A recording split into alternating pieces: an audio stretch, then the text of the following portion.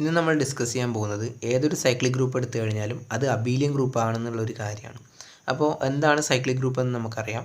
അതായത് ഒരു ഗ്രൂപ്പ് എന്ന് വെച്ച് കഴിഞ്ഞാൽ ആ ഒരു ഗ്രൂപ്പ് ഒരു എലമെൻറ്റ് വെച്ച്, അതായത് ഗ്രൂപ്പ് ജി എടുത്തതിന് ശേഷം അതിൻ്റെ അകത്ത് എ എന്ന് പറഞ്ഞൊരു എലമെൻറ്റ് ഉണ്ടെന്ന് സങ്കല്പിക്കുക. അങ്ങനെയാണെങ്കിൽ ഈ ഒരു എ എന്ന് പറഞ്ഞൊരു എലമെൻറ്റ് വെച്ച് ഗ്രൂപ്പിൻ്റെ അകത്തുള്ള എല്ലാ എലമെൻറ്റുകളും നമുക്ക് ജനറേറ്റ് ചെയ്യാൻ പറ്റുന്നുണ്ടെങ്കിൽ അത്തരത്തിലുള്ള ഒരു ഗ്രൂപ്പിനെയാണ് നമ്മൾ cyclic group generated by a എന്ന് വിളിക്കുന്നത്.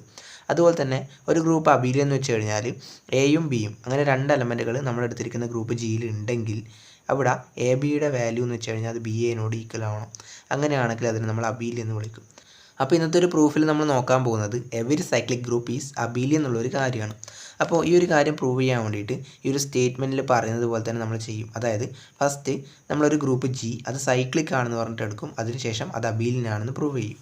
അപ്പോൾ നമുക്കതിൻ്റെ പ്രൂഫ് എങ്ങനെയാണ് വരുന്നത് നോക്കാം.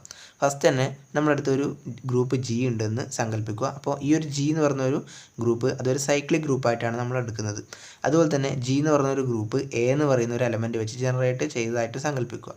അതായത് എ എന്ന് പറഞ്ഞൊരു എലമെൻറ്റ് ജീൻ്റെ അകത്ത് നിന്ന് എടുക്കുകയെന്നും അതുപോലെ തന്നെ ഈ എ എന്ന് പറഞ്ഞ ഒരു എലമെൻറ്റ് വെച്ചാണ് ഈ ഒരു ജി എന്ന് പറഞ്ഞൊരു ഗ്രൂപ്പ് ജനറേറ്റ് ചെയ്തിട്ടുള്ളത്. അപ്പോൾ ആ ഒരു കാര്യത്തിനാണ് നമ്മളിവിടെ സിംബോളിക്കലി എഴുതിയിട്ടുള്ളത്. അതായത് group g which is generated by a. അപ്പോൾ ഇവിടെ ശ്രദ്ധിക്കേണ്ട ഒരു കാര്യം എന്ന് വെച്ച് കഴിഞ്ഞാൽ എ എന്ന് പറയുന്ന ഒരു എലമെൻറ്റിന് ഗ്രൂപ്പിൻ്റെ അകത്തുള്ള എല്ലാ എലമെൻറ്റിനും ജനറേറ്റ് ചെയ്യാൻ വേണ്ടി പറ്റും. അപ്പോൾ ആ ഒരു റീസൺ കൊണ്ട് തന്നെ ഈ ഒരു ജനറേറ്റഡ് ബൈ എ എന്ന് പറയുന്ന, അതായത് എ വെച്ച് ജനറേറ്റ് ചെയ്യപ്പെടുന്ന ഓരോ എലമെൻറ്റിൻ്റെയും ഓർഡർ എന്ന് വെച്ച് കഴിഞ്ഞാലും അതുപോലെ തന്നെ ഗ്രൂപ്പിൻ്റെ ഓർഡർ എന്ന് വെച്ച് കഴിഞ്ഞാലും ഈക്വൽ ആയിരിക്കും. അതായത് ഗ്രൂപ്പിൽ എത്ര എലമെൻ്റ് ഉണ്ടോ ആ എല്ലാ ഗ്രൂപ്പിനെയും ഈ ഒരു എലമെൻറ്റ് വെച്ച് നമുക്ക് ജനറേറ്റ് ചെയ്യാൻ വേണ്ടി സാധിക്കും. അപ്പോൾ ആ ഒരു കാര്യം കൊണ്ട് തന്നെ നമ്മൾ എക്സും വൈയും ഈ രണ്ട് എലമെൻറ്റുകൾ ഗ്രൂപ്പ് ജീൻ്റെ അകത്ത് ഉണ്ട് എന്ന് സങ്കല്പിക്കുക. അങ്ങനെയാണെങ്കിൽ നമുക്കിവിടെ എക്സിന് നമുക്ക് വേണമെങ്കിൽ a to the power m എന്ന് പറഞ്ഞിട്ട് എഴുതാം. അതുപോലെ തന്നെ വൈനെ നമുക്ക് a to the power n എന്ന് പറഞ്ഞിട്ട് എഴുതാം. അപ്പോൾ ഇങ്ങനെ എഴുതാനുള്ള റീസൺ എന്താ വെച്ച് കഴിഞ്ഞാൽ, അതായത് നമുക്കറിയാം എ എന്ന് പറയുന്ന ഒരു എലമെൻറ്റ് വെച്ച് നമുക്ക് ഗ്രൂപ്പിൻ്റെ അകത്തുള്ള ഏത് എലമെൻറ്റ് വേണമെങ്കിലും ജനറേറ്റ് ചെയ്യാൻ വേണ്ടി പറ്റും. അങ്ങനെയാണെങ്കിൽ എയുടെ എംത്ത് പവർ എടുക്കുമ്പോഴാണ് എക്സ് ജനറേറ്റ് ചെയ്യുന്നുള്ളൊരു കാര്യമാണ് ഇതിനെ കൊണ്ട് ഉദ്ദേശിക്കുന്നത്. അതുപോലെ തന്നെ എയുടെ nth പവർ എടുക്കുമ്പോഴാണ് വൈ ജനറേറ്റ് ചെയ്യുന്നത് എന്നുള്ളൊരു കാര്യമാണ് ഇവിടെ ഈ ഒരു രണ്ടാമത്തെ സ്റ്റേറ്റ്മെൻറ്റ് കൊണ്ട് ഉദ്ദേശിക്കുന്നത്.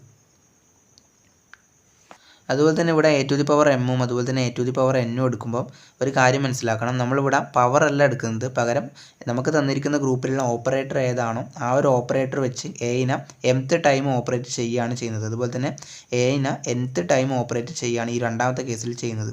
അപ്പോൾ ആ ഒരു കൺസെപ്റ്റ് ഒന്ന് ഓർത്തിരിക്കുക. ഇനി നമ്മളിവിടെ ചെയ്യാൻ പോകുന്നത് ഈ ഒരു 1ഉം അതുപോലെ തന്നെ 2ഉം തമ്മിൽ മൾട്ടിപ്ലൈ ചെയ്യുക. അപ്പോൾ നമുക്കിവിടെ കിട്ടും x into y is equal to a to the power m into a to the power n എന്ന് പറഞ്ഞിട്ട് കിട്ടും. അതിനുശേഷം നമുക്കിതിനെ വേണമെങ്കിൽ a to the power m plus n എന്ന് പറഞ്ഞിട്ട് എഴുതാം. അതേപോലെ തന്നെ a to the power n plus m എന്ന് പറഞ്ഞിട്ട് ഇതിനെ എഴുതാം. അതായത് എം പ്ലസ് എൻ എന്ന് പറയുന്നത് എൻ പ്ലസ് എമ്മിനോട് ഈക്വലാണ്. കാരണം അഡിറ്റീവിൻ്റെ കേസിൽ, അതായത് അഡീഷൻ വരുന്ന കേസിൽ അതെന്ത് ചെയ്യുന്നുണ്ട്, കമ്മ്യൂട്ട് ചെയ്യുന്നുണ്ട്. അതുകൊണ്ട് ഇങ്ങനെ സംഭവിച്ചത്. അതുപോലെ തന്നെ ഇതിനെ നമുക്ക് സ്പ്ലിറ്റ് ചെയ്തിട്ട് എങ്ങനെ എഴുതാം, a to the power n into a to the power m എന്ന് പറഞ്ഞിട്ട് എഴുതാം. അതായത് ഇവിടെ നമുക്ക് മനസ്സിലാക്കാം ഈ a to the power n എന്ന് വെച്ച് കഴിഞ്ഞാൽ ആരായിരുന്നു, അത് വൈ ആയിരുന്നു അല്ലേ. അതുപോലെ തന്നെ a to the power m എന്ന് വെച്ച് കഴിഞ്ഞാൽ ആരായിരുന്നു, അത് എക്സ് ആയിരുന്നു. അപ്പോൾ അതുകൊണ്ട് നമുക്ക് എക്സ് വൈ എടുത്തപ്പം അത് വൈ എക്സ് ആയി. അതിൻ്റെ അർത്ഥം എന്താ, എക്സ് വൈ എന്ന് പറയുന്നത് വൈ എക്സിനോട് ഈക്വൽ ആവുന്നുണ്ടെങ്കിൽ അത് കമ്മ്യൂട്ട് ചെയ്യുന്നുണ്ടെന്ന് നമുക്ക് പറയാൻ വേണ്ടി പറ്റും. അതായത് കമ്മ്യൂട്ടേറ്റീവ് പ്രോപ്പർട്ടി ഇവിടെ എന്ത് ചെയ്യുന്നുണ്ട്, എക്സും വൈയും, അതായത് ഗ്രൂപ്പിൻ്റെ അകത്തുള്ള എക്സും വൈയും എന്ന് പറയുന്ന ഈ രണ്ട് എലമെൻറ്റുകൾ സാറ്റിസ്ഫൈ ചെയ്യുന്നുണ്ട്. അപ്പോൾ കമ്മ്യൂട്ടേറ്റിവിറ്റി കൂടി ഒരു ഗ്രൂപ്പിലുള്ള എലമെൻറ്റുകൾ സാറ്റിസ്ഫൈ ചെയ്ത് കഴിഞ്ഞാൽ അത്തരത്തിലുള്ള ഗ്രൂപ്പിനെ നമുക്ക് അബീലിയൻ ഗ്രൂപ്പ് എന്ന് വിളിക്കാം. അപ്പോൾ നമ്മളുടെ സ്റ്റേറ്റ്മെൻറ്റ് ഇവിടെ പ്രൂവ് ചെയ്തിട്ടുണ്ട്. അതായത് ഏതൊരു സൈക്ലിക് ഗ്രൂപ്പ് എടുത്തു കഴിഞ്ഞാലും അതെല്ലായ്പ്പോഴും അബീലിയൻ ഗ്രൂപ്പ് ആയിരിക്കും. അപ്പോൾ നമുക്ക് ഇന്നത്തെ ഒരു വീഡിയോ ഇവിടെ വൈൻഡപ്പ് ചെയ്യാം. അപ്പോൾ ഇതുവരെയായിട്ടും ചാനൽ സബ്സ്ക്രൈബ് ചെയ്യാത്തവരുണ്ടെങ്കിൽ തീർച്ചയായും സബ്സ്ക്രൈബ് ചെയ്യുമെന്ന് പ്രതീക്ഷിക്കുന്നു. അപ്പോൾ നമുക്ക് ഗ്രൂപ്പ് തിയറിയിലെ കൂടുതൽ വീഡിയോസായിട്ട് പുതിയൊരു എപ്പിസോഡിൽ കാണാം.